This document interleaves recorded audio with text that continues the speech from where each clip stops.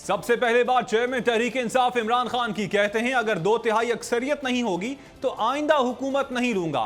मार्च की मुकम्मल तैयारी करके आ रहे हैं। यह पाकिस्तान की तारीख का सबसे बड़ा लॉन्ग मार्च होगा। इमरान खान ने खबरदार कर दिया। निजी टीवी को इंटरव्यू में कहा नवाज शरीफ को पता नहीं पाकिस्तान बदल चुका है। मरियम और बिलावल ने जिंदगी में 1 घंटा काम नहीं किया। भारतीय वजीर खारजा के मुकाबले में बिलावल भुट्टो बच्चा है। तोशा खाना केस की कोई हैसियत नहीं। पाकिस्तान माफिया की गिरफ्त में फंसा हुआ है। नवाज शरीफ और जरदारी को दोनों बार करप्शन पर हटाया गया। जंजीरें गिरती नहीं तो तोड़नी पड़ती हैं। अगर आपको यह वीडियो पसंद आई तो हमारे चैनल को सब्सक्राइब करें और बेल आइकन पर क्लिक करें।